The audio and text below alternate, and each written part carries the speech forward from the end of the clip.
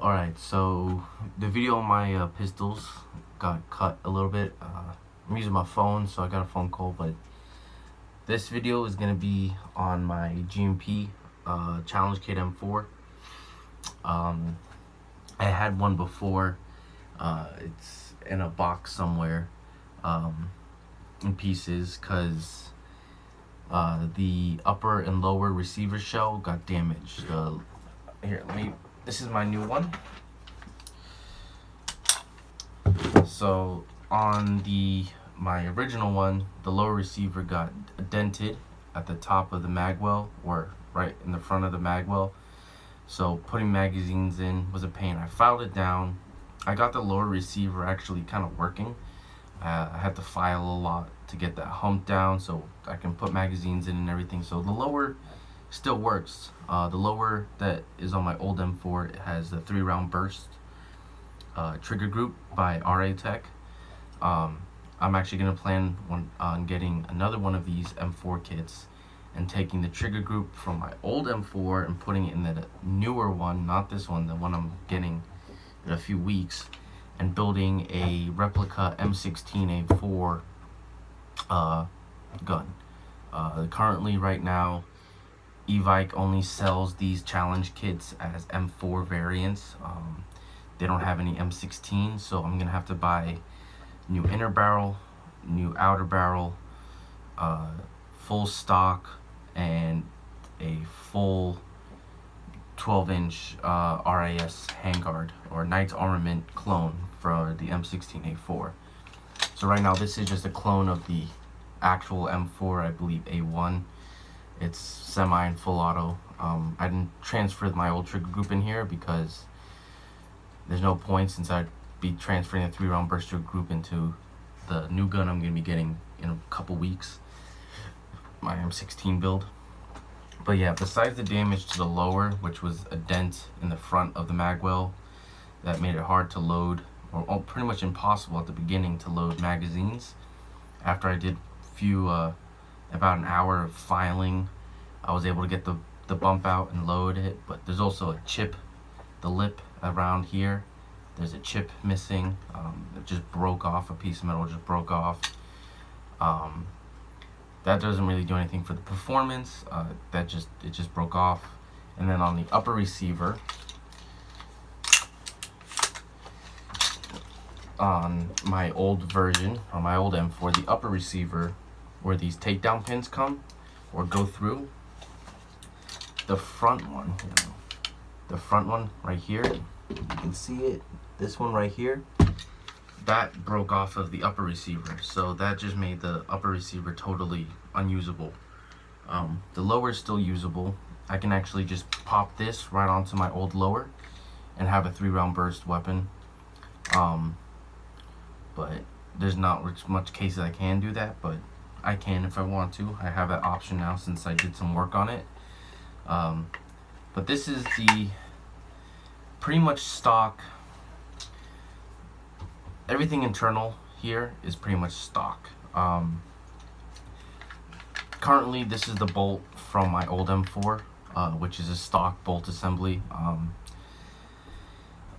It's, I believe, I have no idea what FPS range it is right now.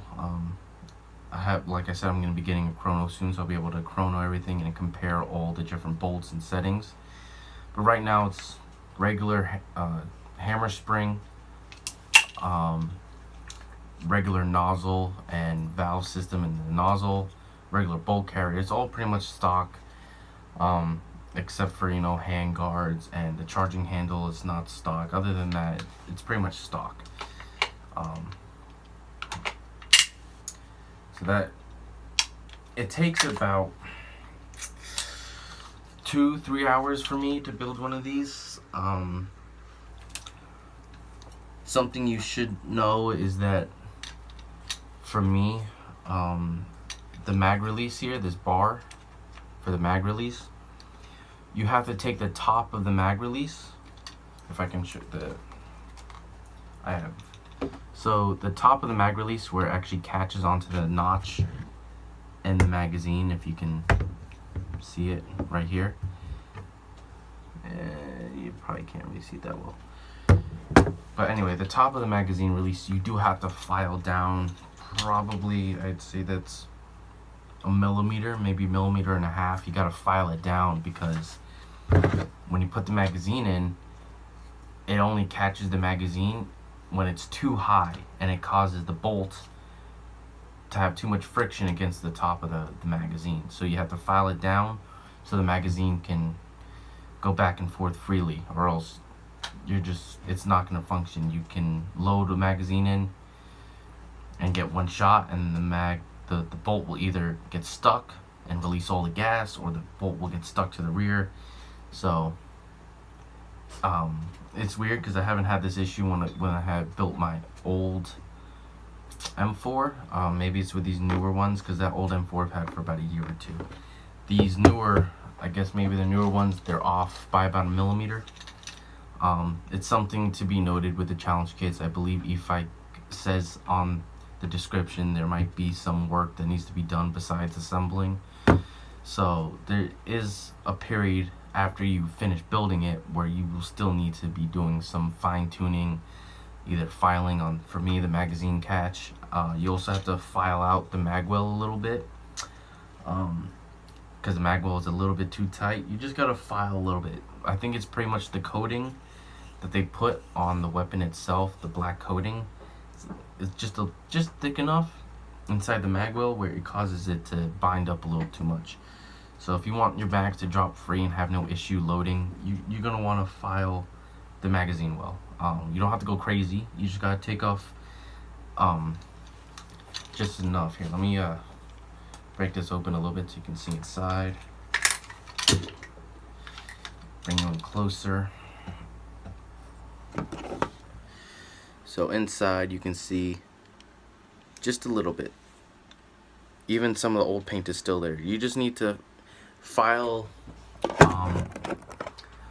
for about a minute on all the sides. Test for the magazine. If it's still, just do it like a minute at a time. File for a minute, test. Still catching, file some more until you get it where it just pops right in. Now you will have wobble with the magazine, but that is totally fine. As long as you get a good seal from the top of the magazine to the bottom of the bolt, you'll be fine. So I have had no issues with that. You just need to file enough to where you can actually use the magazine. So I'm gonna be right back, and I'm gonna get my old M4 so I can show you the differences.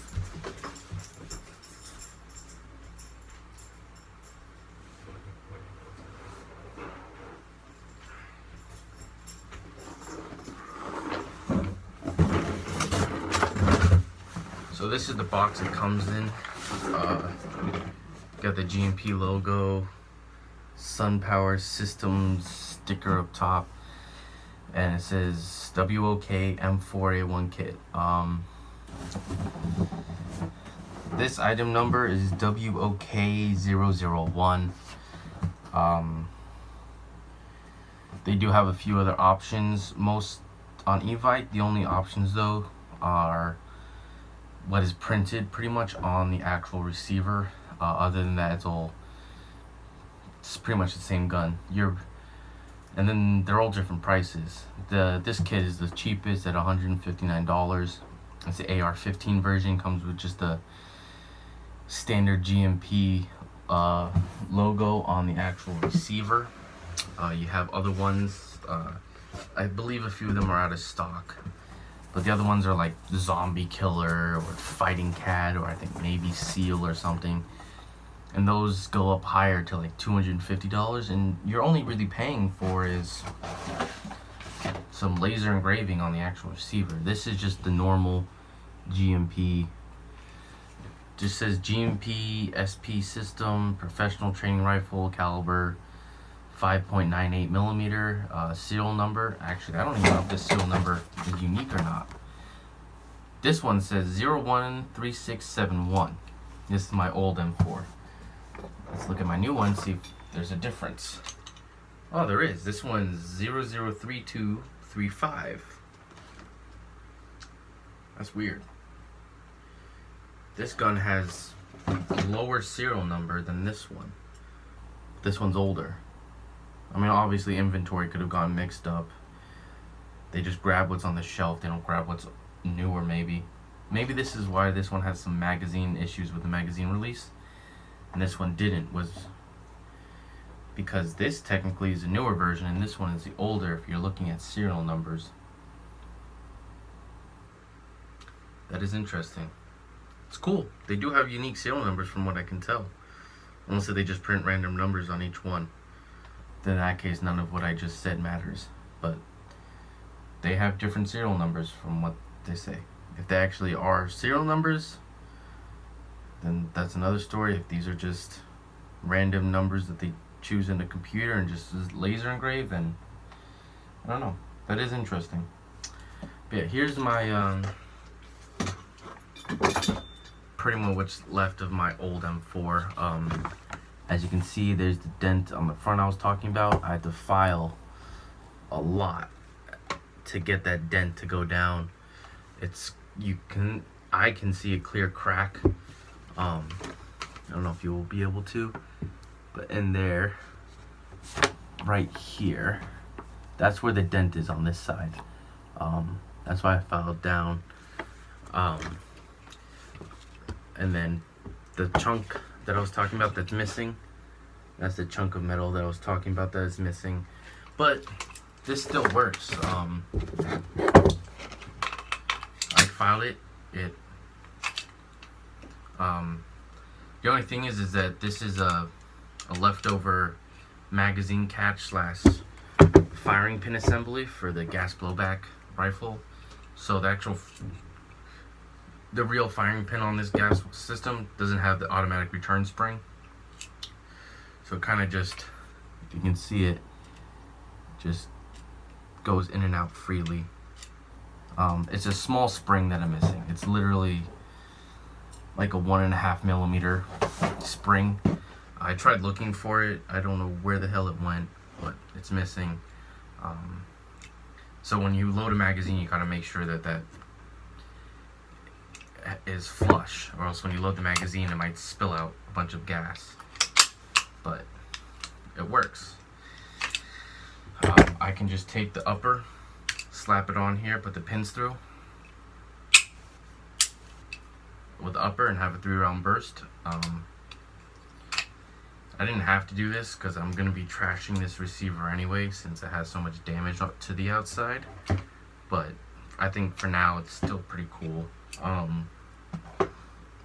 But yeah, so the other thing I have, this baggie, is, put this down here, is the new bolt that I have. Now, it is a stock GMP or WA style gas blowback M4 bolt with a regular stock nozzle. Stock nozzle and everything, technically. The only thing that's different is the valve. As you can see, that shiny metal and orange slash red O-ring. That is the NPAS system made by Matrix. I think it's called the Matrix CNC NPAS system for WA M4 bolts or something. It's the only NPAS system I could find for the gun that was adjustable on E-Vike. E-Vike has some NPAS style bolts. From what I can tell, though, they're not adjustable, and they're the whole bolt. I didn't need a whole bolt slash bolt carrier. I just needed the NPAS system. The NPAS system, I believe, was, I think, around $20 to $30. I think it was like $35 for the NPAS system. I'm still trying to work it out. I installed it. Here's the little adjustment key for it. I took it to the game I went to yesterday. I didn't really do much. I adjusted it all the way down. I think spinning it clockwise. I adjusted it all the way down, and I was shooting like, one, it was very inconsistent, but I was shooting like 300 something, not even, I was doing like 250 FPS, and I was like, what the hell. I didn't really chrono it much after that. I did some adjustments so I could get it to feed a little bit better, but you do have to make sure this thing is above halfway in the nozzle. You can see. I'm gonna try. But yeah, you see me turning it. If you actually have the system yourself, you want to make sure that you have it above halfway when you're turning it counterclockwise.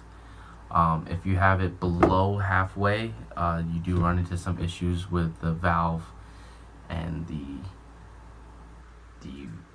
disc moving and shifting out of place with when firing it. So you got to make sure it's more than halfway when you're adjusting it.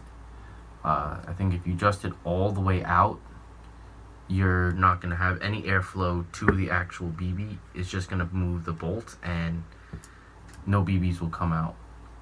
So just make sure it's halfway or like all the way down.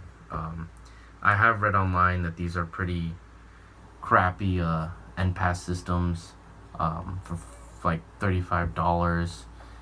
I just wanted something that would make my bolt shoot inside, which is I think $350. But like I said again, I have no idea where the stock bolt is shooting because I don't have a chrono, and I didn't bring the stock bolt with me, which I should have. I only brought the NPAS bolt, so next time I'm gonna bring both bolts. Actually, next time I'll have a chrono so I can see which one is better. It might just be that this NPAS system just is a waste of money. It's a very hit and miss with NPAS systems. Even RA Tech I've heard has issues. I have not really dealt with NPAS systems ever. This is my first NPAS system I have at all. But for yesterday, it made my gun shoot below the maximum FPS limit, and I was able to use my weapon, which I built probably 12 hours before the game. Game started at 12 and I was up to like 1 a.m. in the morning finishing building the rifle. So I still have some issues I need to work out with the rifle. I was getting very inconsistent shots. Gas consumption was kind of weird. Mostly it was inconsistency. Just shots were very inconsistent. I had a few shots that would fly very straight and true, and some shots would just nose down, just go right down. And so, but I believe it is because of this NPAS system. I won't be able to confirm until I get my chrono and go back to the field. I'll probably run one match with this again after I adjust it a bunch and make sure it works. And I'll run my other bolt if it passes the FPS test and use that one and see how the shots differ. Other thing it could have been was me being lazy last night and wanting to just get this gun built as quick as possible, as I used the old hop up and inner barrel assembly. I can get it out. I used the old inner barrel and hop up assembly / chamber. So it could have been that the hop up bucking is too worn, or this barrel is bad. I mean, it is quite dirty, but nothing too bad. So it could have been that. So I dropped in the new barrel and new inner barrel and hop up assembly in last night. It seems to be shooting a little bit better, so I guess that's my fault. I should just built everything all new from the start instead of trying to be lazy and quick. Here, let me actually show you the upper receiver and what I was talking about with the damage. You see the well, there should be a takedown pin hole like this one up front, but it snapped off and broke off. This also has some damage on it. yeah, this gun is beat to hell, but it works. Well, the lower receiver works still after some filing, but I'll probably keep hold of this. There's still some parts on here like the dust cover rod and dust cover spring and all that. That's still there. The forward assist is obviously still good, so I can still use this for parts. Instead of disassembling it and maybe losing those little pieces, I just can keep it assembled on here. And if I do need to do replacements or whatever, I can just take it right off. I do got to take off this 45-degree mount and put it on my rifle. I might put it on my rifle, I might not. I usually put a small micro red dot on here, so if I'm running like a 4-power scope, I can just cant it and look through the red dot. So I'm keeping that on there. But yeah, I still have all the old parts. Like here's the barrel, or outer barrel. It's got the barrel nut and the D-ring on here, and the gas block, handguard plate, I guess it's called, I don't know. Flash hider still on there. So I still got a box full of parts and stuff. That's cool. But yeah, it's slowly coming together. Hopefully within 2 to 3 weeks I'll get my M16 build starting. I really wished I could have made a video on the build of building this gun. I was just so pressed with time that I just didn't get a chance to, and I didn't have time to take like an in-depth video on building it. I just tried to build this as quick as possible. It came Saturday and my game was Sunday, so, and I had work Sunday as well, so I had to just build this when I could and build it as fast as I could. But with the M16 build, I'm definitely going to do I think it's probably going to take about, I think I'm going to try to make it a 3-part series. Have it upper, well, it really starts with lower. I'll probably do video on building the lower, then I'll do a video building the upper, and then I'll do a video of me just installing everything else, like the rail system, the butt stock, the pistol grip, pistol grip might be included in the lower, but you know, all the accessories that are on here, I'll probably do a 3rd part finalization of the build series. So that will be coming up probably in about 2 to 3 weeks, hopefully, if I stay good with making these videos on time. But other than that,